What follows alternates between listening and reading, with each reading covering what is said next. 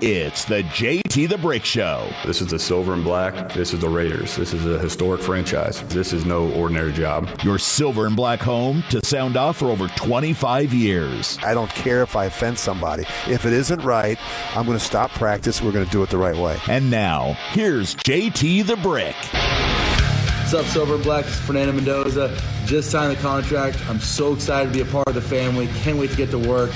I'm really excited. Thank you guys again for all the support. It's the day after the day the contract was finally signed. Finally, we say finally. It was in the bag all along. That was never going to change, and obviously that was Fernando Mendoza. I am Vinny Bonsignore. I'm sitting in for JT the Brick from noon to 2 p.m., but this is all about Fernando Mendoza. I know there's a big basketball story going on over there in Philadelphia, but we'll talk about that a little bit later. But this is all about Fernando. It's all about the Raiders. It's all about the start. It's all about the fresh new beginnings, the possibilities, what this is all going to look like. This is a long haul proposition, but it's easy, very easy to look at this over the next few weeks. What is it going to look like? What's Fernando going to look like when training camp officially opens next week and the veterans are there? What's it going to look like when we get to Houston for that joint practice against the Houston Texans? What is it going to look like at the end of training camp when John Spytek and Clint Kubiak and everybody that's involved in this decision decides which way to go, who to start at quarterback? Is it going to be Kirk Cousins? Is it going to be Fernando Mendoza?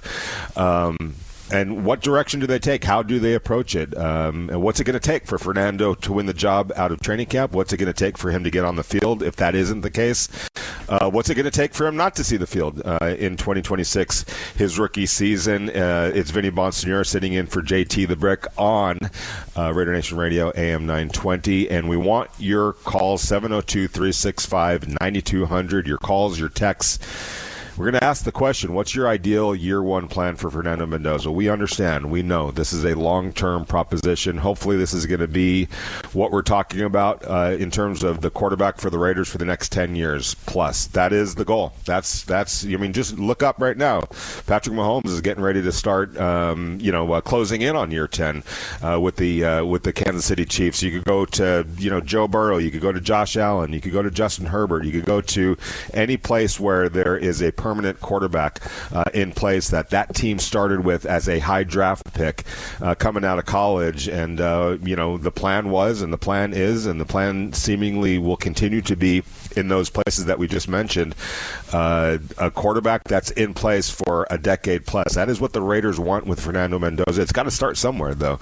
And when does that start? When do you get Fernando Mendoza on the field? What does that ideally look like for you? There's a lot of precedent, a lot of history for quarterbacks that were taking first overall, or for that matter, second, third, fourth, top 5 pick, let's just put it that way, that got on the field pretty early. There isn't much history recently of a first pick overall quarterback not seeing the field for extensive action in his rookie season. I hear a lot of Raider fans say, sit him, let him marinate for a year. Why?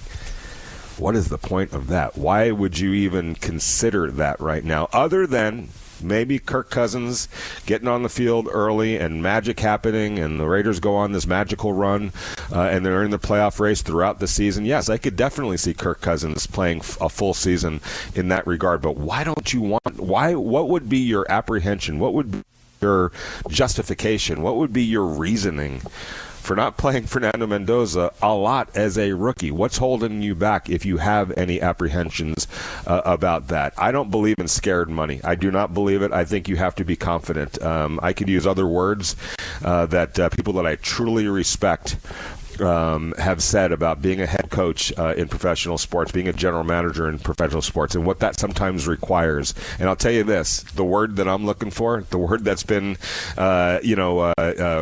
referenced to me, is the opposite of being scared. It's the word that people use to describe confidence, even in the eye of all fears, all apprehensions, all of that. Sometimes you got to have some what's to be in certain positions and to just say, look, this is what we're we're going to do. We're going to accept whatever might happen, ramifications, glorification, whatever the case might be. But this is the right thing for the organization, to get this quarterback out on the field as early as possible and as soon as possible, because we've got big plans for him. We've got big plans for this organization, and we want to see that come to fruition as quickly as possible. And sometimes to do that, you have to expedite things, and that includes the learning curve that Fernando Mendoza is about ready to face. But we want your calls, your thoughts, 702-365-9200. Got a great show lined up for you today as we sit in for JT the Breck from 12 to 2 p.m.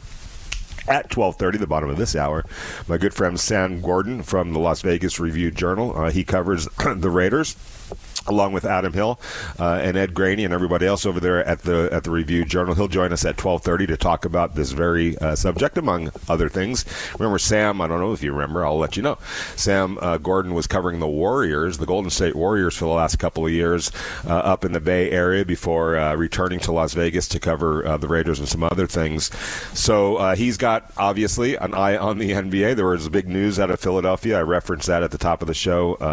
LeBron James coming to the Philadelphia, or deciding to sign with the Philadelphia 76ers. A little bit of a surprise. Left a lot of money on the table. Took a lot less money to go to Philadelphia, and it sounds like he wants to close this whole thing out with a real possibility to play for some championships. Do you think he made the right decision going to Philadelphia? It's a talented basketball team, and he probably fits really well there. So what are your thoughts on that? Sam Gordon's going to shed some light on that. And then at 1:30, our good friend Willie Ramirez will be in studio to talk about the Raiders, to talk about the WNBA, to talk about the NBA, to talk about LeBron James, to talk about Fernando Mendoza, and anything else that we decide to dive into. But as we welcome in the rookies over at the facility in Henderson, they got into the building yesterday, and not a moment too soon. I think everybody's excited about that, including Fernando and Jermon McCoy and Traden Stukes and Keon Crawford and everybody else that's part of this,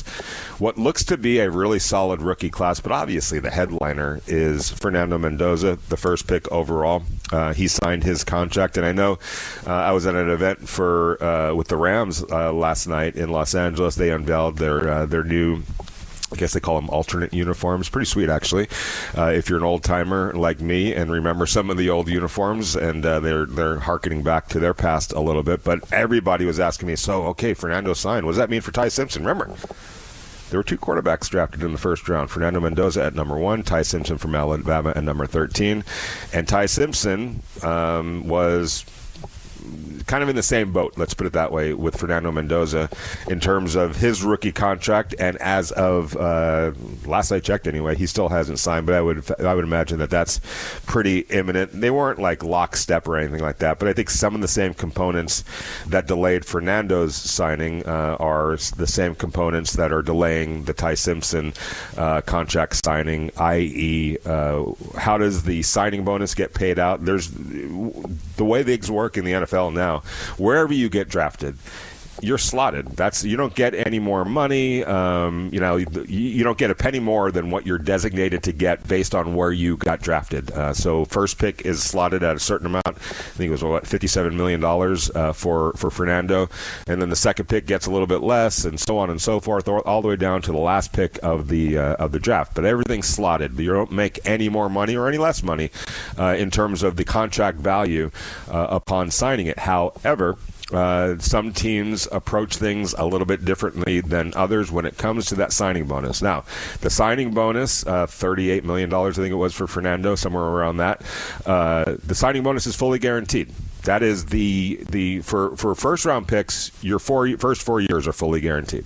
Second round picks, and therefore, and so on and so forth, your signing bonus is the only thing that's guaranteed. But in terms of, let's just say, the first pick overall, or the first round pick, that signing bonus is guaranteed, but teams handle it a little bit differently on how it's paid out. Some teams are completely fine with saying, here's your signing bonus, sign the contract, and we are going to transfer that signing bonus to your bank account tomorrow or whenever it is designated, fully paid upon signing, full amount hits your bank account starting tomorrow. It'll be transferred to your bank account tomorrow. Other teams, the Raiders being one of them and the Rams being another, like to what they call chop up the signing bonus over 2 to 3 payments. They get every single penny of it, and it doesn't change the amount whatsoever. It's just the payment schedule of it is a little bit different, the way some teams do it compared to the teams that just you sign your contract, you get your full signing bonus ASAP. The other part that players are looking for, especially in the first round, are offset years, and the offsets reflect, if let's just say you're a first round pick and you're a bust, right, and you get cut. I'll give you a perfect example. Alex Leatherwood. Remember him? I know that's a name that not many people want to remember, but Alex Leatherwood got released, I want to say, was he in his second year or third year? Anyway, it was really early in his career. It was just he was a bust of all busts. And so the first 4 years, just like any other first-round pick, was guaranteed. So he gets released and then eventually picked up. And so on offset, if you're the team, you can offset that guarantee so that it becomes a guarantee for the other team, rather than you have to pay the guaranteed. Without an offset, you would have to pay that year's guaranteed salary. Plus, that player then can collect money from the other team. So it's called kind of like double dipping. So, there's a little bit of that going on. If you're a player, of course you don't want the offset. You guarantee me the entire contract. If I get cut, I get cut, and I'll still make that money, and then I'll make the money from the other team. That's a great way for them to make a little bit of extra money. So I'm not saying that was the case with Fernando or with Ty Simpson, but it probably plays into it. I played into it somewhat. And yes, Alex Leatherwood was waived after 1 year. I still can't.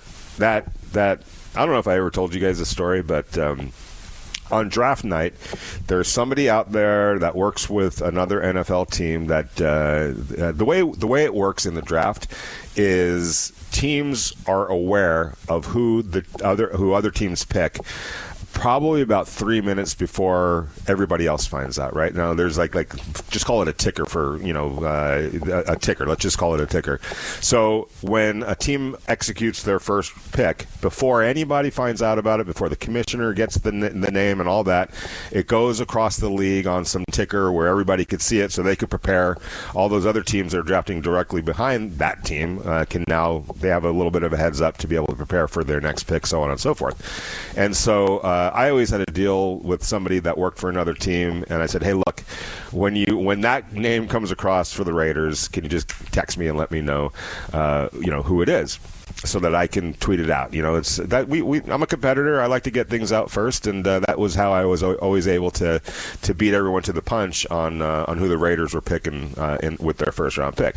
And so this guy is way up with another team, right? Like, he's literally making decisions for his team, put it that way. So that draft, what was it, 2021, right? 2021. That particular draft, in my position as the beat writer for the Raiders, what you do going into the draft, when you know that the team that you're covering drafts, what was that, the 17th pick, 18th pick, somewhere along that line, what you do is you write like about 5 or 6 different stories. The Raiders have selected, such and such from Ohio State, or so-and-so from, Purdue, or so-and-so from Notre Dame, or so-and-so from Alabama.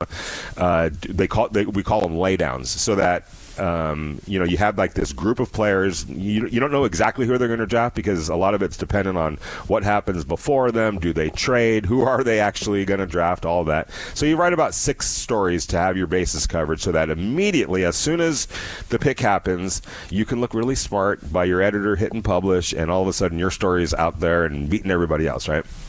So I had all these stories written for who the Raiders were going to pick with that pick, right?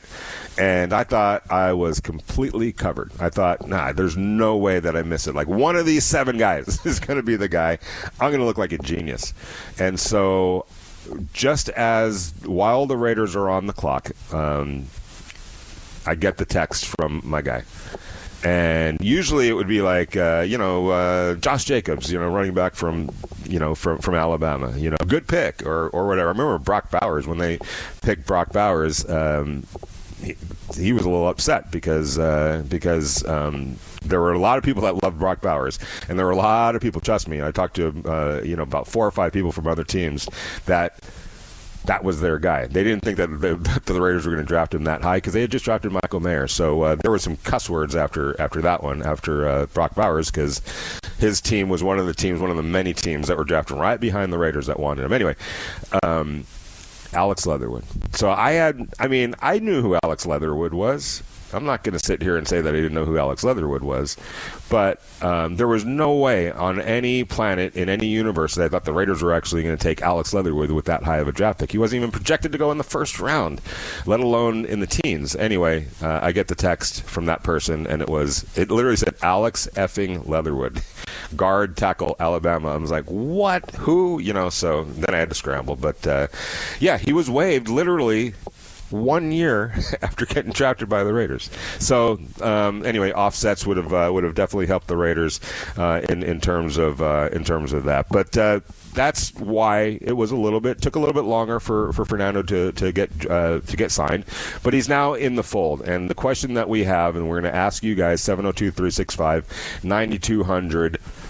What's your ideal year one plan for Fernando? Do you want him to start day one and just accept the learning curve, the inevitable learning curve? It could look great. It could look great like it looked for Jaden Daniels or C.J. Stroud, two top 3 picks in their particular drafts. It could look shaky like it did for Caleb Williams. It could look really shaky like it did for Peyton Manning.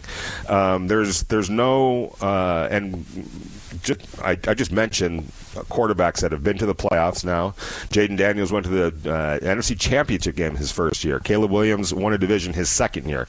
Drake May, who played a lot his rookie year, went to the Super Bowl his second year. He and Caleb Williams kind of struggled. Their team struggled year one, but they both survived, and they both were better for it in year two. Jaden Daniels, away they went. As soon as he got in there, and when he's been healthy, they've been a really good team. The Washington Commanders. C.J. Stroud, they've gone to the playoffs 2 straight years.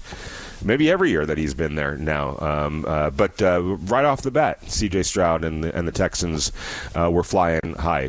So it doesn't always have to be, oh my gosh, we're going to put Fernando Mendoza out there. Here comes 3 wins. It's going to be a massive struggle. No, there's total, clear, recent examples of young quarterbacks who have gone out there immediately and thrived. So that is definitely open for Fernando Mendoza, but there's also the possibility that it could be a Caleb Williams type rookie season, or a Drake May type rookie season, or a Peyton Manning type rookie season where he set a record for interceptions. It could be a Eli Manning situation where Kurt Warner started for the Giants for the first 9 games, and even at 5-4, and they made the handoff to Eli Manning, they went 1-6 the rest of the way. It was terrible. Next year they went 11-5. It could be a Derek Carr situation. He wins the job out of training camp. The team's coming off a 4-win season.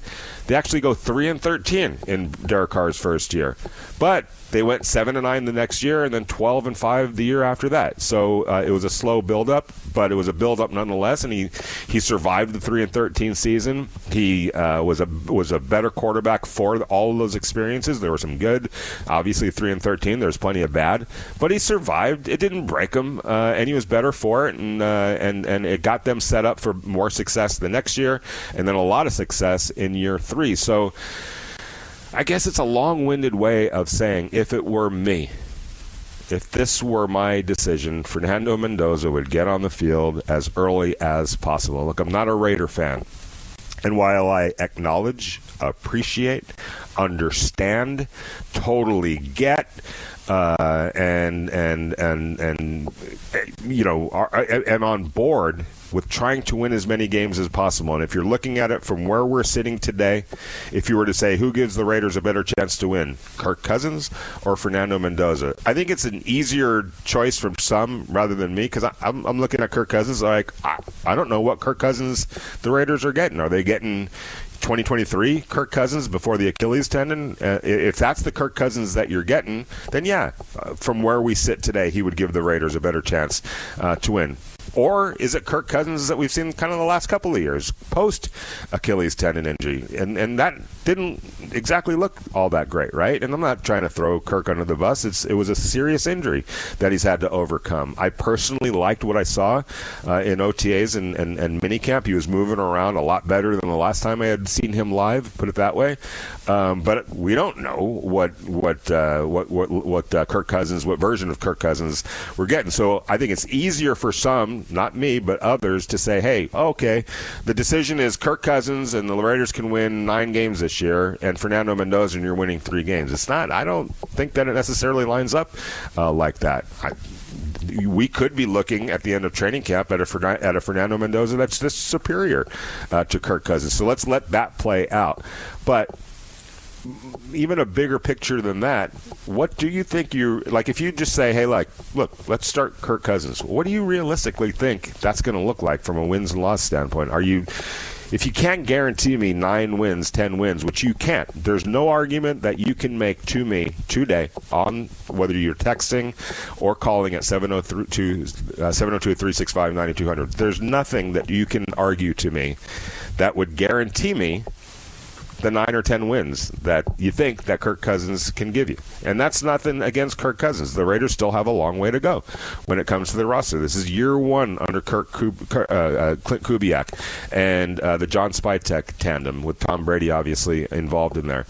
There's a lot. There's still uncertainty. There's a young secondary. There's a defensive line that needs to produce another consistent pass rusher opposite Max Crosby. There's an offensive line that was literally the worst offensive line in the NFL last year. That's still a big uncertainty, even with Tyler Linderbaum, even with Colton Miller coming back, even with Rick Dennison now as the offensive line coach. It's still uncertain, and whatever improvement they make, how much improvement are they going to make? So it all kind of plays into it in terms of there's still a lot of uncertainty with the Raiders right now. They're still on a journey, and this is kind of, I wouldn't say the beginning of the journey, because when you add guys like Brock Bowers and when you add guys like Ashton Genty and some of the younger players that they've put into this building, I think that they're a little bit further ahead than what it might appear based on the 3 wins last year. But the point is, you're still in the beginning stages of the major rebuild turnaround.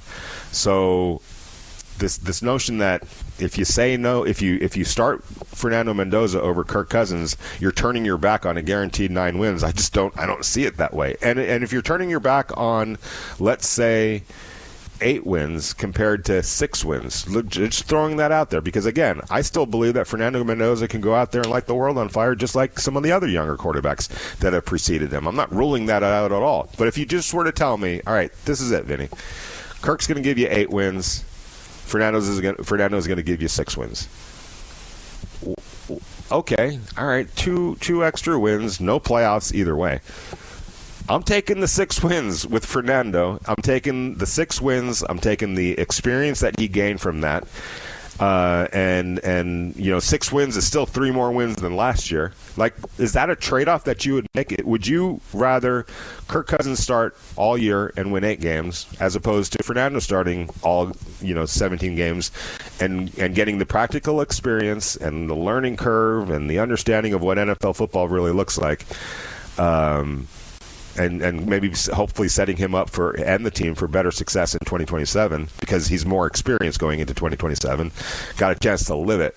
Would you make that trade-off? So anyway, I don't know. There's all sorts of different scenarios that are out there, and I want your thoughts, 702-365-9200, on what you feel is the ideal year 1 for Fernando, whether that's in wins, whether that's in practical experience, whether that's standing over there on the sidelines and watching all year, which quite frankly, I completely reject, but I'm open to your arguments to explain why. Let us know. 702-365-9200 is Vinny Bonsignore. I'm sitting in for JT the Brick on AM 920 Raider Nation Radio. Welcome back to the JT the Brick Show, brought to you by The Black Hole. Become a member of football's most notorious fans. What's up, Silver and Black? This is Fernando Mendoza. Just signed the contract. I'm so excited to be a part of the family. Can't wait to get to work. I'm really excited. Thank you guys again for all the support.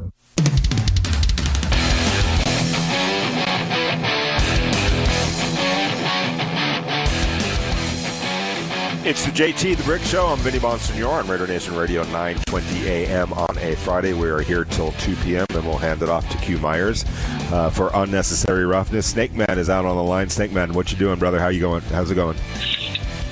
Hey, Vinny, can you hear me okay? I got you, brother. All right, hey, your comments about Alex Leatherwood stoked something that I've been wanting to ask you for a couple of years. I don't know if any other callers have ever asked you this, but in that 2023 draft, since you have ties to the Rams and worked, with them and under them for a while, whatever, in that 23 draft, I think that was a Ziegler-McDaniels draft, is there any truth to the Raiders drafting the wrong Byron Young? No, that was not true. And I've talked to Dave Ziegler about that. He goes, I wish I would have drafted the other Byron Young because he obviously was better. He goes, it was a mistake on our part. It was a misevaluation on our part. But there was nothing to the story of he turned in the wrong card. And I have talked to him. He gets a little upset when that is what the report is. He goes, no, we just blew it. And I'll be man enough to admit that.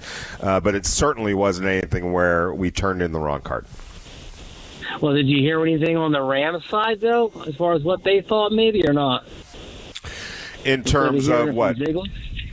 Like maybe they were they surprised that maybe that the Raiders did take that Byron Young at 70, because like the other Byron Young, the Rams took him 7 picks later at 77, and I don't think anybody had Byron Young as a third-round pick in that draft. Not many. But anyway, I digress. I've said this ad nauseum about Mendoza and Cousins, but I'm in the belief that we have such a young offense and an offensive skill position group that they still need developing between Besh and Thornton, and also now with the kid from the Minnesota coming over. I'm sorry, what? Oh, Jalen Naylor. Sorry.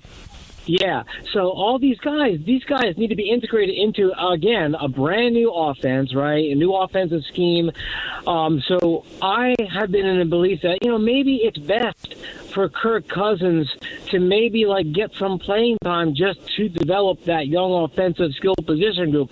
That said, however, maybe it's best also that they just grow and have this just growth by osmosis with Fernando Mendoza taking the helm. I mean, he's still going to have to get used to these guys and their nuances and how they run routes and whatnot and their tendencies. So, for me, I'm not going to be disappointed if Cousins starts the year, but again, there's 57 million reasons why Mendoza, is going to take the reins here fairly quickly, I think. But I think the development of the young offensive skill position group, they might have a little bit of a jump start, maybe with Kirk Cousins. Your thoughts on that? Well, I mean, I hear you, but at the same time, you're going to have to begin that process all over again with Fernando and those guys. I'd rather them learn together. I'd rather them develop the chemistry that they're going to, eventually need down the road. I want Fernando and Brock Bowers to get as many reps as possible in the real games, because that is the future of the Raiders. And so I think if you get to the end of training camp and it's clear that Kirk Cousins is the obvious choice, and by that I mean Fernando just needs a little bit more time to get himself ready to be able to go out there and acquit himself as a capable NFL quarterback. If that is the case, then you certainly go with Kirk Cousins. But if it's close, and I believe that the floor of Fernando Mendoza is going to give him a real opportunity to compete at a competitive level in the NFL far sooner than people might suspect, then I think you go with Fernando Mendoza and get that learning curve taken care of as quickly as possible and start really setting a strong foundation foundation for future success for him. Yeah, no doubt. It's going to be fun watching all these guys grow. I'm really excited. One last thing. I'm not so much into the wins or losses. I've said this before, too. I want to be entertained. I want to have fun watching them on Sundays. The defense might take some lumps, too. We got a young defense. But as far as the offense, if we put trust in Kubiak and based on what he's done in the past, I want to be entertained, and I want us to be in these games and not getting blown out. For me, that's one of the biggest things I'm looking forward to. Just entertain me and be competitive. Have a good one. You too, Snake Man. How about win 7 games, 4 more than last year, finish with a top 10 pick, and get a guy by the name of Jeremiah Smith, the Ohio State wide receiver? I don't know. In a heavy quarterback draft class, you might be perfectly positioned wherever you are in the top 10 to draft the best player in this draft, potentially, in Jeremiah Smith. Hey, that's just me. We're going to go out to our Radio Nation radio guest line and welcome in a good friend of mine, a fellow NBA head, and we're going to definitely talk about some NBA. But first and foremost, Sam Gordon from the Las Vegas Review-Journal, my good friend, great reporter over there at the Review-Journal, primarily now covering the Raiders, but covers boxing like no other, is really a great young journalist. Sam, how are you doing today, brother? My man, Vinny, happy Friday. I appreciate the kind words. Glad to be back on the show. How you doing? I'm doing really good, and you can follow Sam on X by Sam Gordon. All right, so we'll get to that story that's percolating out in Philly in just a little bit. But first and foremost, the team that we cover, that would be the Las Vegas Raiders, welcomed in Fernando Mendoza yesterday. He signed his contract. He's in the building. To whatever extent they're out on the field today, he's right there with them, and will be there when the veterans show up next week as well. So let's just start there, Sam. And, I know there's this debate on when's the right time to put Fernando Mendoza out there. When would you put him out there? When would you start, Kirk Cousins to start the season and then, bring Fernando in at some point, in. And here's my thing, number one. There's a lot of recent history, and mostly all of it leans toward if you're drafted first overall as a quarterback, you get on the field and and see a lot of playing time as a rookie. Why are we even thinking about putting this off? I don't know what the reason would be, but I would love to get your thoughts on that. If you were calling the shots, what do you feel is an ideal scenario for Fernando this year, and what would be the reasons to play him to start off the season or to not play him to start off the season? Yeah, great question, Vinny. I think let's start with the reasons to play Fernando Mendoza, hypothetically, to start off the season. The reason to do that would be confidence in the group around him, specifically the offensive line, a unit that struggled last season. We know that. We understand that. We also understand that the Raiders invested heavily in the center position with Tyler Linderbaum being the de facto, I guess, quarterback of that offensive line from that particular spot, and there's going to be competition at the guard spots. You have Colt Miller back on the left side, so there is an event that the O-line could coalesce throughout the course of camp, give Clint Kubiak and company confidence that they're going to be able to keep Fernando Mendoza upright to the best, at a respectable level, and then the variable would be that he is outplaying Kirk Cousins in training camp, that he looks every bit the part of the number 1 overall pick, somebody that could come in and handle a real workload off rip from the start of the season, and that there is a clear enough gap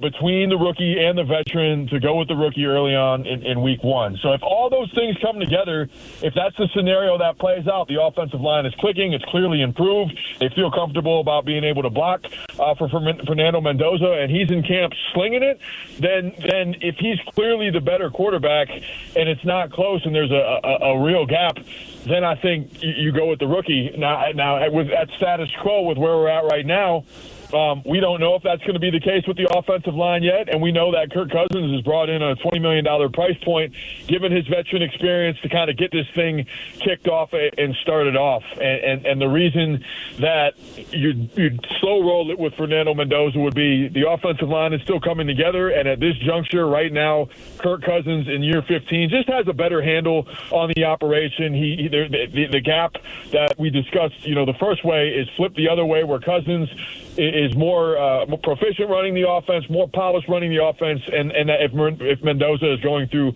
some growing pains. I think beyond that, right, like if it's working with Kirk Cousins and the offense is competitive and looks good and there's development and they're blocking it up for him and everything is, and the Raiders are competing in these games and he's giving them a legitimate chance to win, then you play him until that's no longer the case. If you get to week 5, week 6, week 7, week 8 or whatever, and we get in the middle of the season and he's struggling, and there could be a number of reasons for that. He's 38 years old at this stage of a quarterback's career. Well, it's certainly possible that he continues his run, and he played very well at the end of last season, earned that $20 million. We're at the stage of an athlete's shelf life where the drop-off in performance could come at any time, right? Like, if he's no longer leading the offense in a competitive manner, like then maybe it's time to go to the rookie. He's also, again, like tangentially connected to that. He's 38 and has had injuries before. He had the torn Achilles a few years ago. Like, will he continue to hold up? So I think, it seems pretty clear at least what the plan is early on for the Raiders, to roll with Kirk Cousins early on and then go to Fernando Mendoza, because when you go that route, when Mendoza's the guy, it's going to be kind of hard to go back from that, right? You don't want to be doing this thing where he's in and out of the lineup that other young quarterbacks have gone through in the past. So if he's ready to go right away, if there's a sizable gap and the offensive line is ready to keep him upright, and he comes out and wins the quote-unquote competition, then there you go. That kind of solves itself. But if there's any questions about the offensive line or about where Mendoza is in his development and his trajectory, they're making this investment not just for this season, right, but for 15 years. You hope Fernando Mendoza, the Raiders certainly hope that he's great enough that he plays his whole career with the franchise and retires with them after, a Super Bowl or two. So you don't want to compromise the long-term goal for what he can do in the short term, but if he's ready to go and the offense has made improvements around him where he's not going to take punishment like some of these other rookie quarterbacks do, then I can see the case for him playing a little earlier on as opposed to what seems to be the plan at this point of the summer. Talking to Sam Gordon from the Las Vegas Review-Journal. Sam, you just came off covering the NBA for multiple years. Between the NBA, between young quarterbacks coming into the league and thriving very early, whether it's in year 1 or year 2, couldn't I also make the case that some of these young kids are a little bit wired a little bit differently than when they were back in the day? Way more mature. Like, I've been around. I've seen way more maturity. These kids are growing up, going to showcase events, being groomed as young quarterbacks, as young NBA players through AAU, through the travel ball, through all of this, being exposed to things that kids 20 years ago just were not being exposed to, that are more ready to succeed at an earlier age now than maybe they ever were. I'm looking at a San Antonio Spurs team. Correct me if I'm wrong. How many young players were leading the way there, Sam? It was totally it was the centerpiece of that team, right? Victor Wembanyama, 22, 2023 first-year overall pick. You had, I think, Stephon Castle, also 22.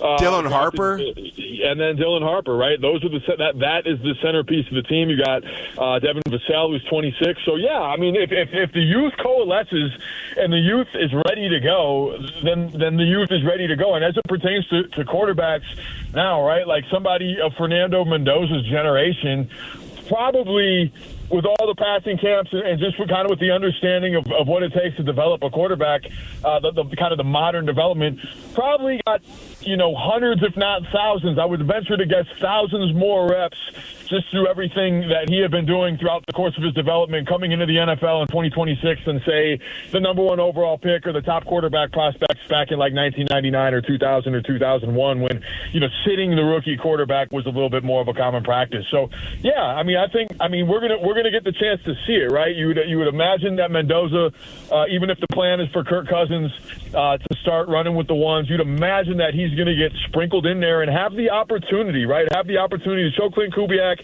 show his teammates, show the coaching staff, show the organization that, hey, in doses and pockets, I'm sure he's going to get real reps in the preseason. Like, if he comes out there and looks the part and does his thing right away, which is certainly possible, then yeah, you can. Then maybe he's just ahead of the curve or ahead of the curve that they expected, or the growth that you're seeing in camp is being expedited in real time. Then yeah, there's maybe he's ready to go. But as it pertains to right now, you can understand why the Raiders might want to slow play this, right? He is the most valuable right now. He is the most valuable commodity person, or however you want to characterize him, in the organization, and making sure this thing is being built out for the long term is the priority. Should be the priority. And maybe to your point, getting him reps sooner rather than later will be the better thing for his development, but not if there's any questions about what the offense looks like around him, and not if there's any questions about the offensive line's ability to protect him.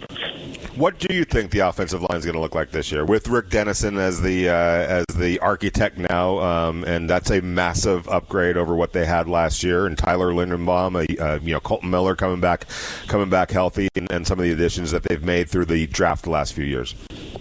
It should be significantly better. Adding Tyler Linderbaum alone, right? That's one of the best centers, if not the best center in the NFL. The body of work that he put together for the Baltimore Ravens. There's a reason he earned that market-setting contract. So having him in place, having Colton Miller, like you mentioned, his experience over there at the left tackle spot, and is still in the prime of his career at 30 years old.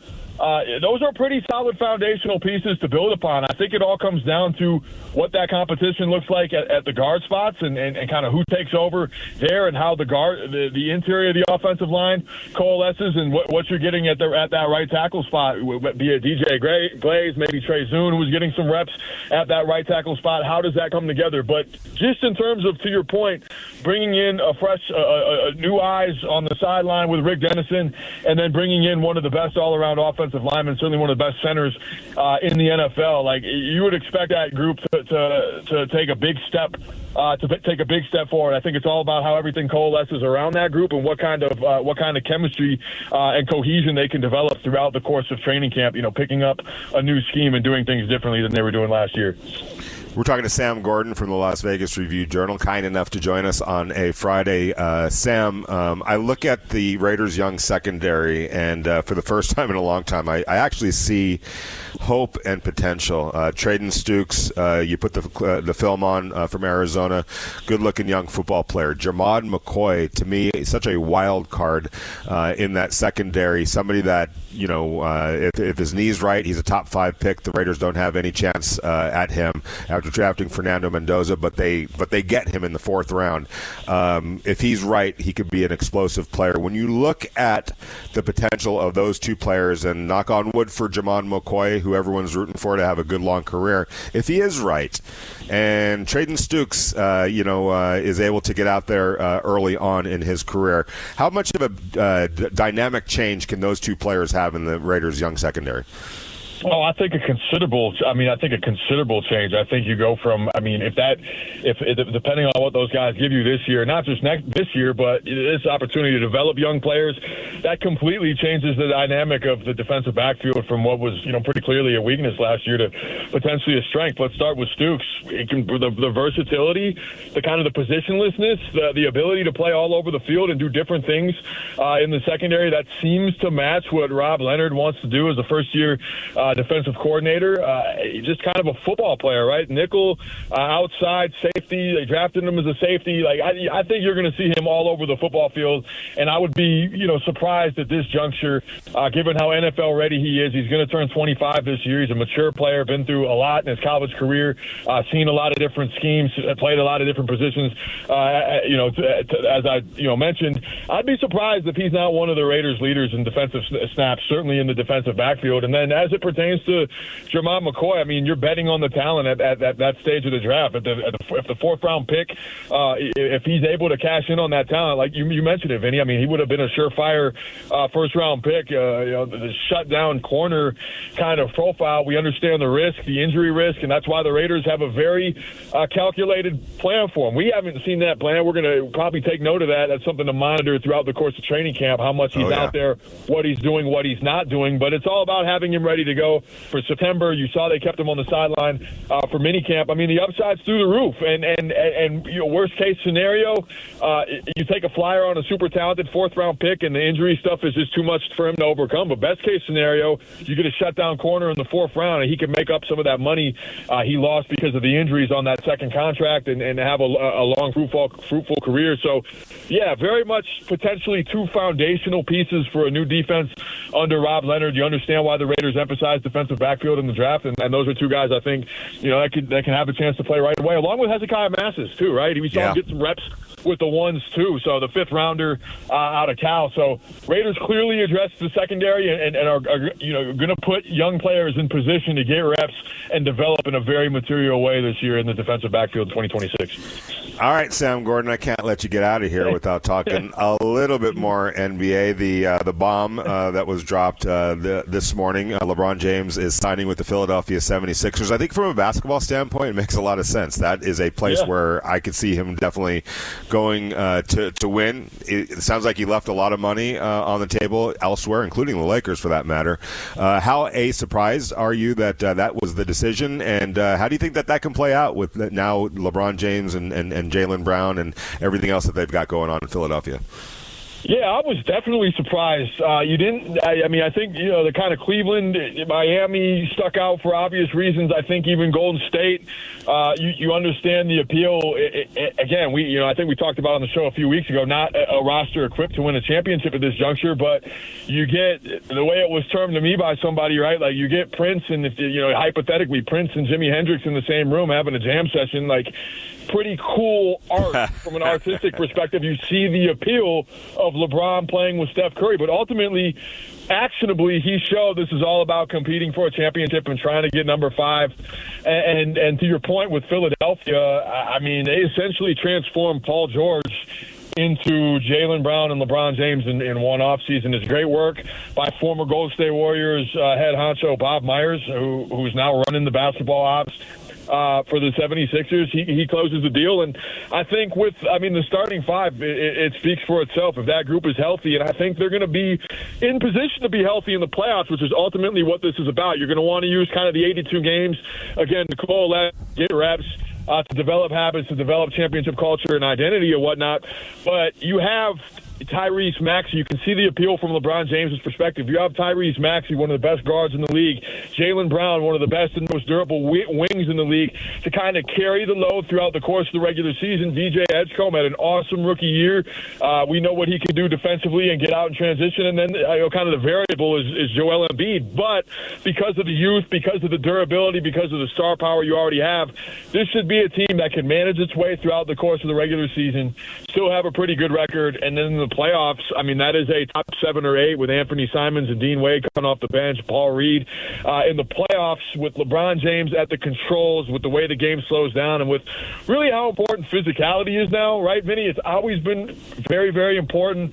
But the New York Knicks showed, going back to the Spurs, as great as their run was, when the chips were on the table, it was about, the grown men, the guys in their late 20s, early 30s, the physicality, the experience, the way they were able to put the pedal to the metal. This is a roster that is now built with positional size, that was built to play playoff basketball. And if this group is healthy, I mean, I think they're as prime of a championship contender as anybody outside, the Knicks, the Spurs, and Oklahoma City, certainly the class of the West. So, it's clearly all about winning for LeBron at this point in his career. Let's see how that team gels and kind of how his roles crystallize. A lot of guys that are used to having the ball in their hands, used to scoring and being kind of higher usage guys, are going to have to all come together and figure it out. That's on Nick Nurse and his coaching staff. But from a talent perspective and from the opportunity to win in the Eastern Conference, like, you strip all the other things out of it, all kind of the emotional components out of it, like it makes sense why he's playing in Philadelphia, why he wants to give it one last crack at winning a title out east. The team was already loaded and in position to compete for a championship kind of without him, and he gives just kind of that last dynamic with his playmaking, with his experience, with his cerebral approach to two-way basketball. Championship contender for sure. Definitely a surprise, but it makes sense when you look at the basketball components of it. Well, Sam Gordon, when you were sizing up your next move, and everyone was waiting on pins and needles for your decision, we are very glad, my friend, that you chose to come back home to Las Vegas to cover the Raiders with the Las Vegas Review-Journal. You know you're my guy. I love you. Can't wait to see you very soon. Take care of yourself, and I truly appreciate you spending some time with us on a Friday. Sam Gordon with the Las Vegas Review-Journal. Take care, my friend. Appreciate you, Vinny. Love you too. See you out at camp. Looking forward to getting rocking and rolling next week.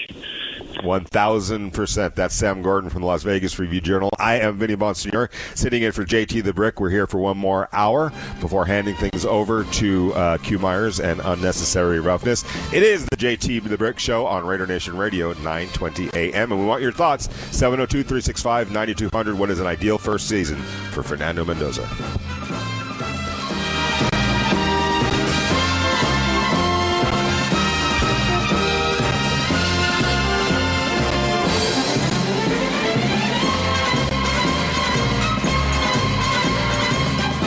Welcome back to the JT the Brick Show, brought to you by Modelo Especial, the new #1 beer in the U.S. Well, I think there's always a transition, especially from the college level to the NFL level, and it's having those positive stressors and that growing period, and there's going to be some growing pains.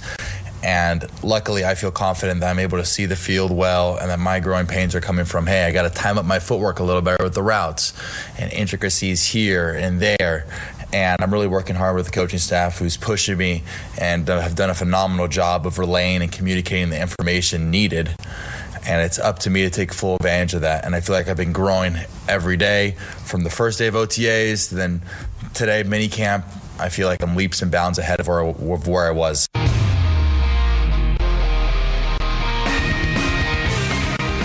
Welcome back to the JT the Brick Show. I am Vinny Bonsignore, Radio Nation Radio, 9:20 a.m. We are here till 2 p.m. Then we hand it off to Q Myers and Unnecessary Roughness.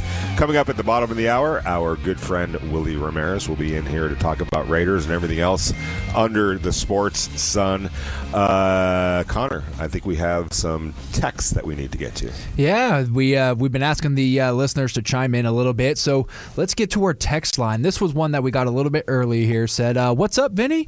You play him in preseason unless Kirk gets injured, or we just keep going out with Geno Smith-level quarterbacks. All we want to see from him, no need in rushing greatness. This was from East Oakland Raiders. So he doesn't want to rush greatness, wants to take his time to get Fernando out there. He doesn't mind letting Kirk go out unless he gets injured, of course.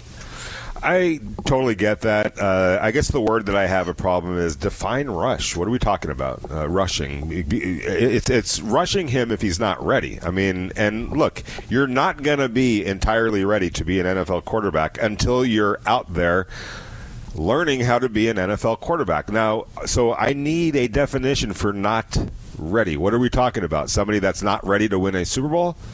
Or somebody that's not ready to actually go out there and compete at at least a very floor way, like in a floor way, I'm not expecting him to be ready to lead this team to a Super Bowl or to be a Super Bowl winning quarterback. So I just need a definition on ready. I mean, if he's not ready to go out there and be able to acquit himself at a satisfactory level, then yes, that would be rushing him into a bad situation. But if you're playing him because he's already established a sturdy enough floor to be able to go out there and make the right calls and have a decent understanding of the playbook and be able to protect himself by being able to work with his center and everyone else to identify where the heat's coming from, and has a decent enough floor to go out there and be a capable quarterback, then to me that's just a great starting point, and then you build off of that. That wouldn't be rushing him into anything. It would be putting him into a solid situation and then build off of that. Okay, it kind of sets up our next text here. This one coming in from Paul. He has said, Vinny, I look at it this way. Once Mendoza goes in, he's never coming out again. So we have to be positively for sure that we have no more use for Kirk Cousins. Yeah, I mean, again, if you put him out there and, and at some point you got to sit him, you're just going to have to accept that reality. I don't necessarily think that that's going to happen. I'm more leaning toward what the texter said. Like, once he's in there, he's in there. Look, when Caleb Williams played, I just had I spoke to a general manager recently, and I was like, look, how, from your perspective, and he doesn't work for the Chicago Bears, from your perspective, how did it go for Caleb? Because we were talking about Fernando Mendoza, and he was asking me, what do you think the Raiders are going to do with Fernando Mendoza? I was like, what would you do with Fernando Mendoza? You're the one that makes those decisions. And so we talked things out, and the one thing that I asked him, and this is in relation to Fernando, because I think, much like Caleb, I think that Fernando has an unbreakability to him.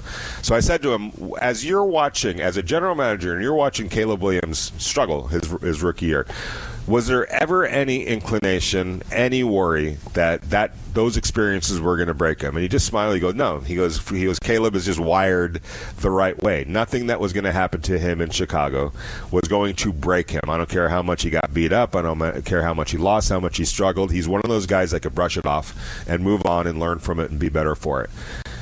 And I said to him, Are all young quarterbacks wired that way? He's like, hell no. That's there's guys that you do worry would be broken from those type of experiences. And I asked him, do you think Fernando's one of them? He goes, actually, no. I think he's kind of wired the same way. They're different. He and Caleb are different, but the unbreakability, the mental toughness, the understanding that, hey, I might struggle. I'm okay with that. I'll live and I'll survive. He feels like Fernando Mendoza is not one of those quarterbacks that you have to worry about being broken. Man, look at this. The texts are starting to just line up perfect for us. This one coming in from Tech Raider here. Vinny, I start Cousins in September to give him O-line, or to give the O-line a few weeks to get acclimated. When I get confident the protection is good enough, then I will start Fernando. Hopefully that can be as early as week 4, home versus KC. I know Fernando is good enough to start week 1. I am not sure the O-line, though, will be good enough to protect him week 1. All right, now we're talking. I do love that text and that sentiment. Of course, Kirk Cousins is going, oh, so you're going to put me behind that offensive line? Yeah, great. Thank you. I can't move, and you're putting me behind this offensive line. But I digress. No, I think in that situation, Kirk is probably better prepared to work around whatever deficiencies the offensive line might have. And so I totally understand it from that perspective. And if Kirk goes out there and all of a sudden, like I say, the pixie dust comes sprinkling down from football heaven and the Raiders go on a run, then you got to stick with Kirk Cousins from that point on. Otherwise, at some point, you hand it off to Fernando Mendoza. Now, my question to a lot of fans would be, and I want your thoughts, 702-365-9200. There's so much of me that feels like the offensive line is going to be so much better, even to start the season, than the mess that we saw last year, that I'm starting to think, and obviously training camp will be the proof in the pudding. I'm starting to think that the offensive line is going to be a lot better by the end of training camp, and really to start training camp, that's not going to be as much of a concern. So I would ask that texter, if you want to chime back in, 702-365-9200, if the offensive line to start the season is where you need it to be as a staff, are you then okay with Fernando Mendoza starting? 702-365-9200. Do we have anything else, Connor? One more text we'll get to here. This was coming from Raider Jamil out in San Ramon. He was asking you, he says Fernando should start as long as the O-line can protect him, kind of what you were talking about there. So he's asking to see all the starters start on the O-line in every preseason game. He is mature. He's ready to start, so I can come home to a home opener. I kept calling in, no answer. Sorry, Raider Jamil, if we missed you there. Try to give me another call back, and we'll try to get you on.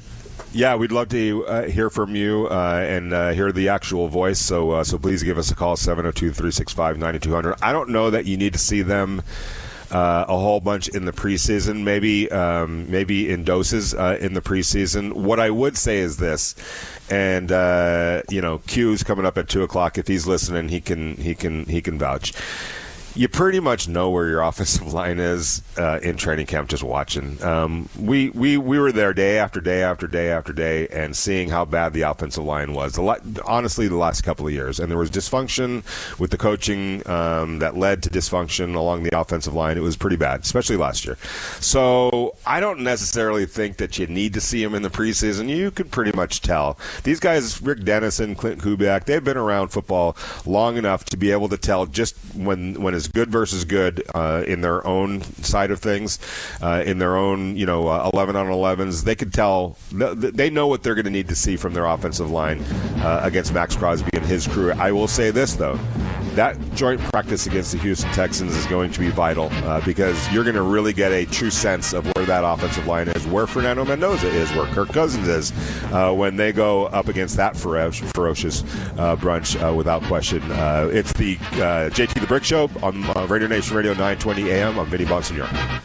It's the JT the Brick Show. You just get up every day and you take one step at a time and you keep going and you show up. We have a big mountain to climb, but we're not trying to do it all in one day. Your silver and black home to sound off for over 25 years. It's really important to me that we're a gritty team, that the way that they were back in the old days. It's nothing that we say, it's what we do on the field. All the little things that win that have nothing to do with scheme. And now, here's JT the Brick. It's the JT the Brick Show. I am Vinny Bonsignore on Raider Nation Radio 920 AM. We are here till 2 o'clock. Then we hand it off to Q Myers and Unnecessary Roughness. He'll be here from 2 to 5 p.m.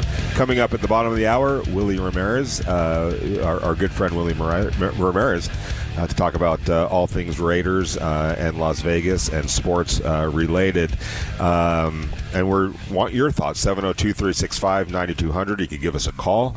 You can text us. What is your ideal year one scenario for Fernando Mendoza? And I brought up earlier this week on the morning show Derek Carr. You remember Derek Carr, right? So Derek Carr gets drafted in the second round, coming off a season in which the Raiders had won 4 games. The Raiders bring in Matt Schaub, a couple other veterans, but Matt Schaub was one of them, to be the bridge quarterback to Derek Carr, who, he was kind of forecast as a first-round pick, fell to the very top, near the top of the second round, and that's where the Raiders got him. The plan was for him to, quote-unquote, sit a year, have Matt Schaub play, and then move forward with Derek Carr. Lo and behold, Matt Schaub, a little bit of a dead arm. Just that was pretty evident early on. Plus, Derek Carr played pretty well. And so to start the season, it was Derek Carr, rookie from Fresno State. The Raiders win one less game that year compared to the previous year, going from 4 wins to 3 wins, and I think there was a 10-game losing streak involved. There were a lot of lumps along the way for Derek Carr. Okay, that's not great, but all those experiences, everything that Derek Carr went through, everything that the Raiders went through, including getting a sense of, all right, what do we need to do now around our young quarterback? What kind of moves do we need to make? What kind of improvements do we need to make? And they go into the next year, coming off a 3-win season, and lo and behold, they go 7-9. So progress in Derek Carr's second year, which I guarantee you, if you were to talk to Derek Carr, he'd say probably wouldn't have been ready to make that kind of progress without what happened starting every single game the year before, even in a 3-13 season where there were a lot of problems and a lot of bumps and a lot of bruises. Hey, learned from it, survived it, was better off because of it. Comes into the next year, they're 7-9. Year 3, I think Raider fans will remember year 3 with Derek Carr. They were on their way. 12 games they won with Derek Carr as their quarterback. And who knows where that would have gone. Derek Carr, is an MVP candidate that year. The Raiders are a division-winning candidate that year. They are a team that people were saying, keep an eye on the Raiders in the playoffs. They have a chance to go to the Super Bowl. Unfortunately, Derek Carr breaks his leg, very late in the season, and the whole thing, took on water. The point is, everything that Derek did, everything that Derek went through, and the Raiders went through 2 years before in his rookie season when they went 3-13, as bad as that might look, aesthetically, 3-13 does not look good. There's no way to pretty that up. But sometimes there's things that are necessary that you have to go through, or at the very least, if it's not necessary, you can learn from and grow from and be better off because of. And that's exactly what happened with Derek Carr. It's exactly what happened in the Raiders. It doesn't have to be like that, but that is an example of, all right, there were struggles. All right. Everybody lived to see it. Everybody lived and survived and were actually better off for it. All of that practical experience, all of the bumps and bruises along the way helped shape him into the quarterback that he ultimately was in year 2 to now help them win, 4 more games and finish 7-9. And all of a sudden, as a Raider fan, you're starting to say 7-9, all right, not the best, but certainly much better than than winning 3 games the year before. The light, we're starting to see the light at the end of the tunnel, and boom, they go into the next year and win 12 games, and they're on their way, short of catastrophe, which was going down with a season-ending injury late in the season. So it doesn't have to always start off well, and you almost have to accept sometimes whatever might happen because you're playing a rookie quarterback on a not so good team. You look at Jaden Daniels in year 1 with the Washington Commanders. They go worst to not first. They ended up, being a wild card team. So second in their division to the eventual Super Bowl champions, by the way, Philadelphia Eagles. They go to the NFC Championship game with Jaden Daniels, a young quarterback, Heisman Trophy winner. Right? Didn't he win the Heisman Trophy? No. But he was second to Caleb Williams, who also starts his first year with the Chicago Bears. It doesn't look good. The coach gets fired. He goes through all kinds of learning curves and bad experiences. And guess what? He survives. Caleb Williams survived. It wasn't, oh my gosh, we're going to break this. We always think that we're going to break these guys. Look, if you're going to get broken by that, you're probably not ready for. You just weren't cut out to be an NFL quarterback. You want to go back and look at what Troy Aikman went through starting year 1 with the Dallas Cowboys? I think they won 1 game, maybe 2, 3 at the most. And it wasn't that good the next year. They went through some lumps with Troy Aikman those first couple of years in Dallas. They won 3 Super Bowl championships. I might want to remind everybody that. He survived. It didn't break him. All right? Did Peyton Manning get broken by throwing a record-breaking amount of interceptions his first year? Did he get broken? Hello, he's a multiple-time Super Bowl champion, an MVP, one of the greatest quarterbacks to ever play the game. It wasn't great for John Elway early on in Denver. He became a Hall of Famer. All right, these guys are built for greatness. The ones that you can't be worried about breaking Fernando Mendoza. You just can't, because either he's got it or he doesn't. You're not going to, and he's not wired to be broken anyway. He's either going to be able to be a great NFL quarterback or be whatever level quarterback he is, which I guess also includes not being a very good quarterback. I mean, that's the reality of the situation. But the experiences as a rookie that he's going to have to, whether it's endure, whether it's love, I mean, it might work out great. It could turn out to be really good, just like it did for many others that have come down the pike the last few years. So this whole thing about, operating out of fear doesn't sit well with me of, oh my gosh, we're going to break our young quarterback. Look, if you really, like if it's that bad, if you are that concerned, yes, then definitely, you can't put him out there. If you're that scared or worried, and maybe there's some valid reasons for that, because this team is so bad that we're throwing him into an untenable situation. But think about this, you guys. Remember when John Spytek, and for that matter Tom Brady, talked about, you don't want to rush the quarterback. Think about when that was on the calendar. I was there when John Spytek talked about that. You want to know when that was? It was at the scouting combine, which was, a couple of weeks after the Super Bowl? A few weeks after the Super Bowl? You know what it was before? It was before free agency.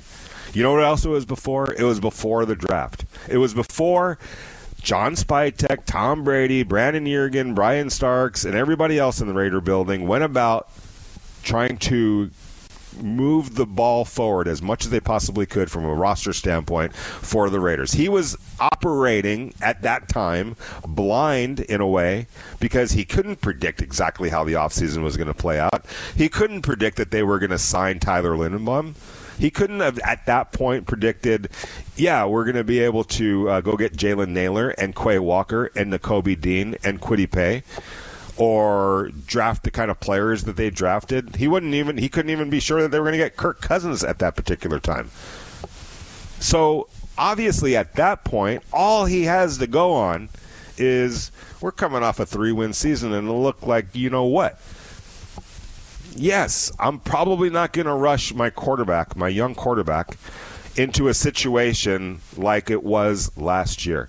If I can't improve this team, which of course he knew he was going to, but he couldn't have predicted at that point to the extent of which he would be able to because there were so many different variables. Tyler Linderbaum could have signed back with the Baltimore Ravens. Right? There's a lot of different, you couldn't predict. You couldn't forecast right there. You had an idea, you had a plan, obviously, and that really, that week starts that plan, putting that plan in place because now you're talking to agents and all that good stuff, and, you know, it's primed to set things up. But at the point he told us that, you don't want to rush a young quarterback.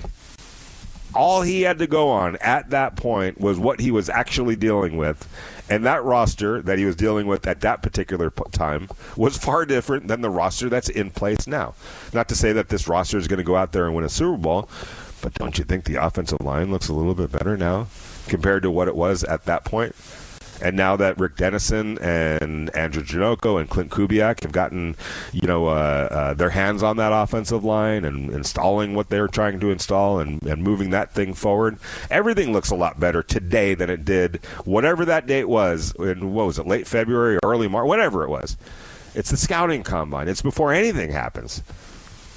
Of course, you're at that point going to be as careful as possible, and you're still going to be careful. But the world that the Raiders team that John Spytek is now looking at is completely different than the one at that point. So the notion of rushing a quarterback into a situation, whether it's because he's not ready or you're not ready to support him, and trust me, John Spytek talked about that. It's like, look, There's cases where teams fail quarterbacks more than the quarterbacks fail the team.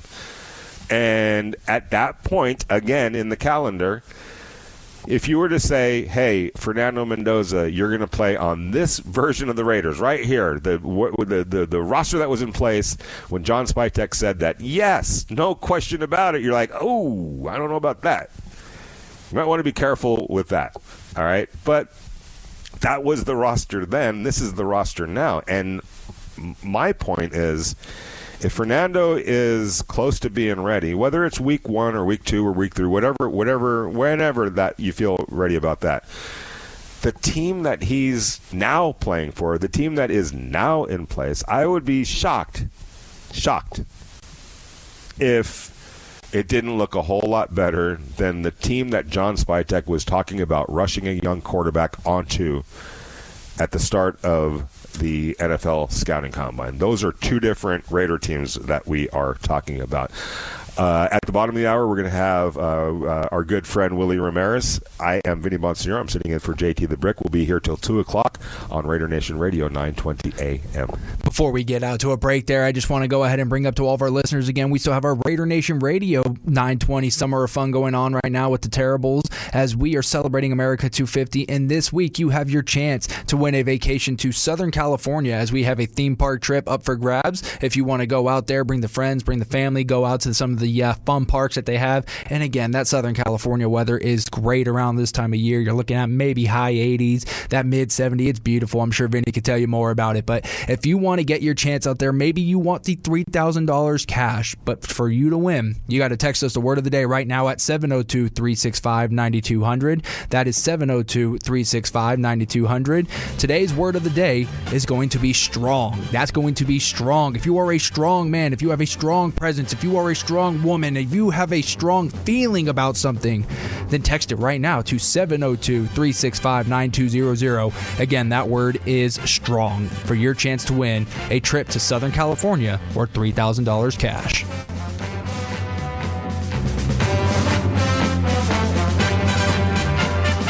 Welcome back to the JT the Brick Show, brought to you by M Resort Spa and Casino, the official hotel of the Las Vegas Raiders. Like, to me, everybody needs to calm down and understand that Fernando Mendoza wasn't drafted for week 1 of this year. He wasn't drafted for week 8 of this year. Fernando Mendoza was drafted to be the next 15-year quarterback. And when he's ready, he should get the shot. And until he's ready, the fact that we really want to see him play shouldn't be a reason that he's put in the field. It's just put him on the field when he's ready and not a second sooner.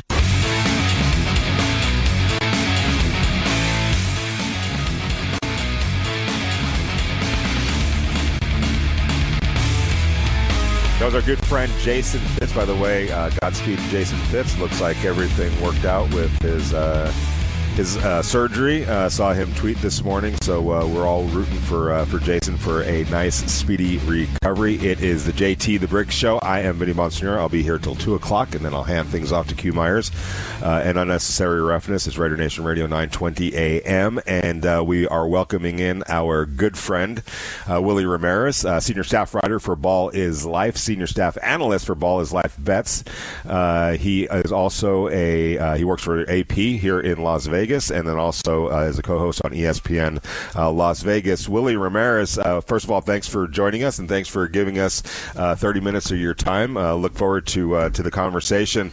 We just heard from Jason Fitz, and we're talking about Fernando Mendoza, and I get the sentiment that you didn't draft him to be the week 1 starter. I totally get that, and I believe that the whole sentiment about you drafted this guy Fernando to be your quarterback for the next 15 years or so.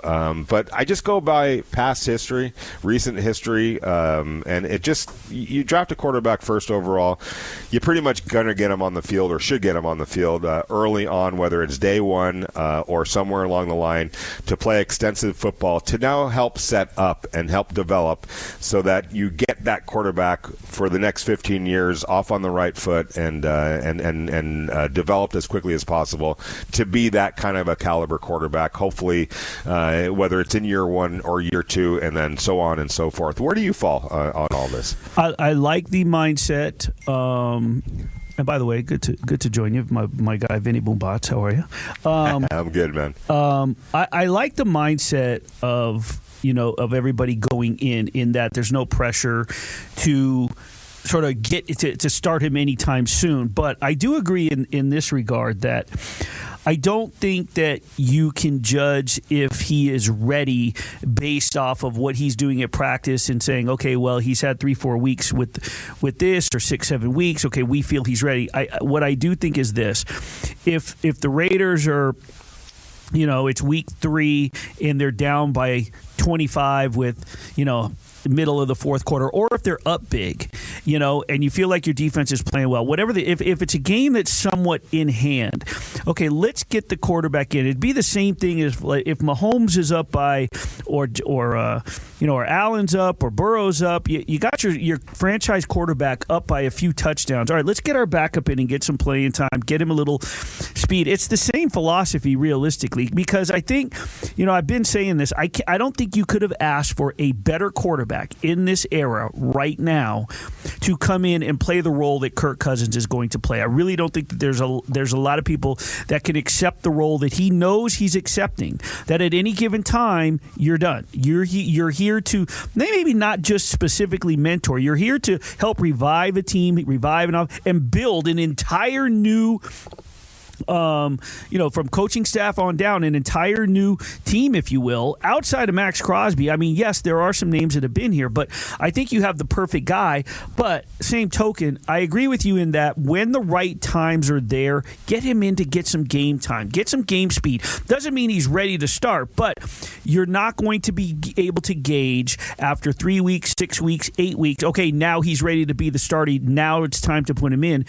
Get him in some of those games where the score it's out of hand one way or the other, and see what he can do. Or maybe strategize against a team that you feel you can beat. That's because I don't think, Vinny, that they're going into the season thinking playoffs and Super Bowl. I think they're going in going, hey, if we have 4 wins, let's see how the team progresses, because it's a brand new, for the most part, roster. It's a brand new coaching staff, and we're trying to build for the future. But if they come with 8 wins, they're going to be content.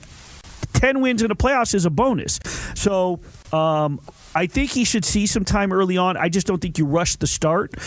How they implement that, I don't know, but I believe that the quicker that he gets in certain situations, the better, because that's where you're going to gauge if he's ready to play for this team.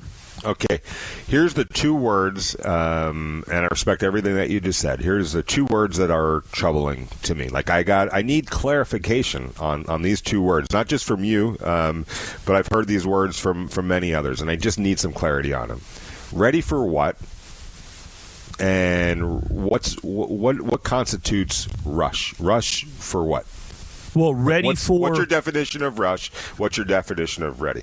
Well, for me, it's ready for the actual game, and that's my point, is that everybody's saying, well, let's wait till he's ready. You're never going to know if he's ready unless he's actually in a game. So for me, it's let's not sit back and wait for him to become ready because he's out at the facility looking good against the number ones or the number twos. You're not going to know if he's ready unless he gets in a real game. So for me, it's, is he ready? We won't know until you get him into a game time situation. That's when you're going to find out. So the quicker you put him in a real game, the quicker you're going to find out where he's at. You're not going to know if this kid, you're not going to know where he's at unless it's gauging it from a game, not practice. And rush, I don't think that they're in a rush.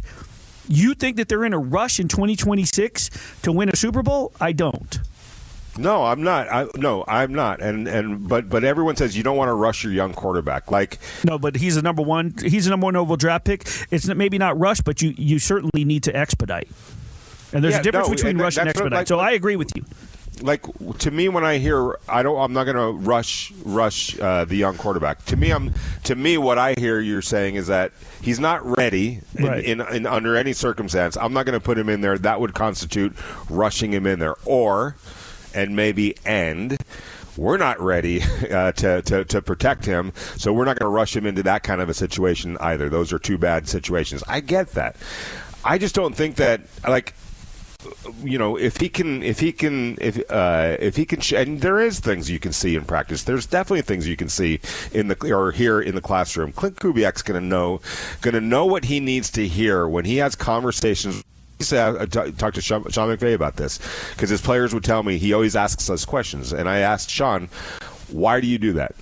Some coaches just don't, and he's like, because I know whatever I'm teaching them, I know what they're retaining just by being able to talk to them, because if they're spitting back gibberish to me, then I know he's not ready to go out there. But if he's talking to me capably, it shows an understanding. So there's many ways that you can at least have a feeling like, okay, he's not going to go out there. He should be able to go out there and acquit himself fairly well and play at a competitive level. He might not be ready to win the Super Bowl. He might not be ready to take over in fourth quarters and win games. But he's ready to go out there and experience and take it to the next, to start learning how to be that kind of a quarterback. So that's what I'm saying is, like, you're never gonna, not that you're never gonna know, you're never gonna become who you can become until you actually get out there and start playing at this level in an actual game speed. Exactly. That's my point. I agree. And I don't know that you got to, I don't know about the scenario of you get him into a game. I feel like you just put him out there to start a game. Like, when you decide it's no longer rushing an incapable player out there, when you decide that, and maybe that's to start the season, then get him out there and see and put together a game plan that reflects wherever he is in the learning curve, and build a game plan for that, to accommodate for that, and then build off of that. Because the whole, are you ready? No, you're not going to be ready to win the Super Bowl day one. You're not going to be ready to be a quality NFL quarterback necessarily day one. But can you acquit yourself pretty well? Can you protect yourself? And then we could take it from there and start building from there. Do you think that by doing what you said, just say, hey, instead of putting him in a game situation, throwing him in the game second half or when a game's out of hand one way or the other, but by starting him, okay, if it's a miserable if it's a miserable fail, does that play on him mentally? Okay, good question, fair question. I just in the last segment I was talking about a conversation. I went to lunch with an NFL general manager recently, and we were talking. He was asking me, "What do you think they're going to do with Fernando Mendoza?" I was like, "What do you think that they should do with Fernando Mendoza?" And so we started talking this out, and we brought up that is that going to be a detriment if it goes south, like if he has a really bad game? And the name that we brought up was Caleb Williams. Okay. And I was like, let me ask you something. All those bad games, did you ever once, watching it from afar, did you ever once feel like, oh my gosh, Caleb's going to get broken? He's like, no, he's unbreakable. He's one of those dudes that could flick it off of his chest, survive, grow from it, live from it, and be better from it. And I go, so then let me ask you this. I said to him, is every quarterback wired that way? He's like, hell no. There's guys that can be broken from that. And I go, okay, is Fernando one of those guys? He goes, absolutely not. I don't. He looks at Caleb. He looks at Fernando in the same way that he looks at Caleb. Not the same. They're different dudes. But in terms of the unbreakability from a bad game, a bad sequence, maybe even a terrible sequence, he's going to be fine with all of that. Just like Peyton Manning was fine throwing a record-breaking amount of interceptions. Just like Troy Aikman was fine winning one game in his rookie season. It was terrible with the Dallas Cowboys those first couple of years. You remember that? Yeah. And did he break? No. He's a Hall of Famer. He's won 3 Super Bowls. We could go on and on. John Elway struggled. The Broncos struggled. They were fine. I think the one thing to keep in mind and in perspective with this, though, is and you could be 100% right. I mean, as far as, a GM's obviously going to know more than you and I combined. I think that what you have to keep in mind is this, though. He's not the only one that sort of, starting fresh, in that Clint Kubiak is also. So those other guys that you mentioned, they may have had coaches in place that weren't starting their career first ever time as a head coach. This is, you've been there since before day one in Las Vegas, but think about what we've experienced as media members since the Raiders arrived in 2020 through the Gruden issues, right? And then he has to be replaced, and then the one playoff out of nowhere under Bisaccia, but then all of a sudden the turmoil with and the Henry Ruggs situation and everything that's come up along the way.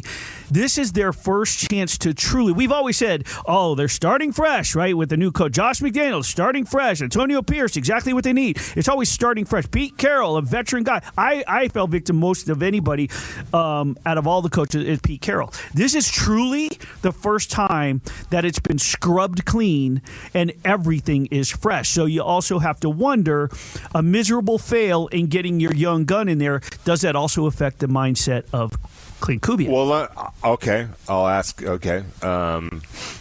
Honest question. Yeah. Knowing what you know of Clint Kubiak, especially how he's wired. Honest question. Yeah. Call it. Are you really worried about that? Would you really be worried? I'm not. I think he's got it all in perspective. I think he's experienced so much in a short period of time. Not even a short period of time. He's been at this for I think more than anything, you could throw his coaching resume out. I think more than anything, what makes him prepare for this is what he's learned from his father, the pedigree. I think his pedigree stands above his resume in a situation like this. Like if he's in, let's put it this way, if he's in a situation like an unfamiliar situation, an uncomfortable position, right? We need to get into uncomfortable. We say this all the time. You have to become uncomfortable to become comfortable. He's going to rely upon what he's learned from his father. So I think to a degree that is going to help him a great deal in his first season. Yeah, this is a guy who's, had jobs 3 straight years in 3 different places. Mm-hmm. I mean, he's had to bounce around because of circumstances that were out of his control. The staff that he was on with the New Orleans Saints gets fired. He bounces to the Seattle Seahawks. He had good success with the San Francisco 49ers. He's been around the Shanahan. I mean, and here's the other part. I think from Tom Brady, John Spytek, Mark Davis, Egon Durbin, all of them, Michael Meldman, everybody that's in that building understands where they are and are all on the same page in terms of where they are. relative to, look, we could catch lightning in a bottle and this will be great, but more realistically, we're probably going to continue to struggle a little bit as we grow. It doesn't have to be meaningless struggle. That's the thing that has been the last few, in previous years. The struggles that they may endure this year could be the type of struggles that give you resolve and strengthen you and make you better down the road, which I believe is what they believe. And I don't think so. So hopefully with the people that are around him, including his dad and everybody else, whatever struggles, and I'm sure they've talked about this, right, Willie? They've had to have talked about 100%. this. Right? Like, look, we're all on the same page. We understand that it could go one way or another, but we're going to be steady as it goes, be all on the same page, not bail on one another, understand that there could be some complications or some struggles early on, but we're all in this together, and we all have in a united front, and nobody's going to be stabbing each other in the back or trying to bail on each other. Don't you think that's had to have been talked about? Oh, 100%. And I think that's going to make up the character of this year's team is adaptability. Not basically because anybody can celebrate off of success, and anybody can feed off of and become momentous off of the good things. It's how you survive the bad, the adversity. The old adage of hit me 8 times, get up that 9th. So I mean, I think that they're, in a sense, it sounds weird, but I think they're looking forward to that, to see how the bounce back, to see the resolve in both the coaching staff and the new quarterback and everybody that's coming together. Even, trickle it down to Jalen Naylor. It's his first year in. Everybody's a part. You know what? To be honest with you, even Max Crosby, because he is now a part of his umpteenth new system. But this is entirely different even for him because everything is from scratch. Yeah, no doubt about it. We're talking to Willie Ramirez. It is the JT the Brick Show. I'm Vinny Bonsignore on Raider Nation Radio, 920 a.m. We're going to take a quick break, come back and wrap it up with Willie, and, of course, set the table for Q Myers and Unnecessary Roughness.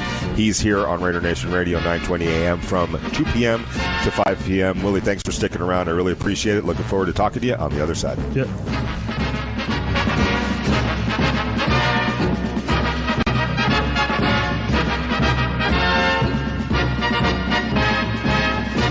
Welcome back to the JT the Brick Show, brought to you by the DeCasta Verde Law Group. If you get injured in an accident, call 702-222-9999. Look, I think that both things can be true at the same time, because I hear the same thing about him, what they said about me. He's not a Raider. He's not that guy. He doesn't have that kind of mentality or whatever. But the thing about this guy, when you put him out there in between those numbers, man, he turns into a dog, man. I mean, I never will forget that little 5-yard run he made for a touchdown. You know what I mean? I mean, that's not something nerds do, right? But that's something that dogs do. So I just think, man, that this guy is a football player, and once he gets the opportunity, once it's his turn, I really believe they're going to start with Kirk and really ease this kid into it, which I think is a great plan because you don't have to play him because you have a guy like Kirk Cousins who is obviously able to get this thing done. But I think once he gets in there, he's going to be dynamic for this Raider organization.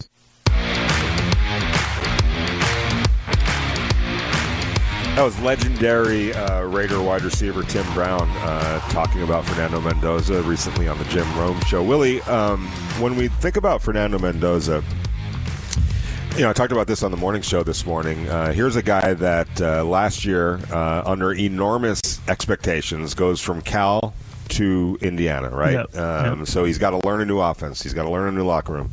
He's got to learn a new system, a new coaching staff, a new place to live, a new school to attend. Not on a team that was literally looking for a quarterback to go help them win a national championship. And it wasn't a seamless transition, and he actually struggled a little bit to start off with. But as the weeks went on, he just kept getting better and better and better and better. He ended up leading his team to a 16-0 record, which that's crazy when you think about it in today's college football environment. Playoff game after playoff game, big game after big game, making big play after big play. We all saw it. I mean, we're not speaking out of school. We saw how Indiana won that national championship and the role that Fernando Mendoza played in it. And I say all that to ask you, based on what you saw last year of Fernando Mendoza, How much do you think that that's transferable? This is a guy that played at a high level, the Heisman Trophy winner, the national championship, the reason why his team won the biggest football games in college football of last year, like the Super Bowl of college football. Does that mean anything to you in year one in terms of where his floor might be? Well, based on what the Raiders are doing, absolutely, because he comes from 3 years at Cal to, as you mentioned, Indiana. And let's not forget, you're talking about a conference in which we're used to talking about Ohio State and Michigan, and Penn State had high expectations. So you're talking about a conference in which he not only had to turn a team, an entire university that's been known for basketball for decades, into what he did. And I 100% think it's transferable because of the confidence that he built from doing so. The sustainability of his leadership skills and his playing skills is going to be able to transfer into the pros, because if there's two conferences in college football that are as close as you're going to get, right? I don't think there's anybody, even the SEC, even Alabama, Georgia, LSU. They've fallen off. SEC's fallen off. Right, but what I'm saying is the closest to get to the NFL you're going to get is the Big Ten or SEC. So I think that he's going to be able to bring that mentality and find sustainability at the pro ranks. Yeah, and I love those guys that can make big plays and make in big games. He showed us that he could do that last year. Willie Ramirez, thank you so much for joining us on a Friday. Enjoy your weekend. Can't wait to see you down the road. Connor Collins, thanks for everything that you did. Thank you to Sam Gordon. Thank you to our callers. Thank you to our listeners. Thank you to everyone that texted in. I'm Vinny Bonsignore. Thanks to JT the Brick. He will be back on Monday. Coming up at 2 o'clock on Raider Nation Radio, 9:20 a.m. is Q Myers and Unnecessary Roughness. He's got you covered from 2 to 5 p.m. Thank you to everybody. Enjoy your weekend. Football season is here. Cannot wait for training camp to officially start for the Raiders next week.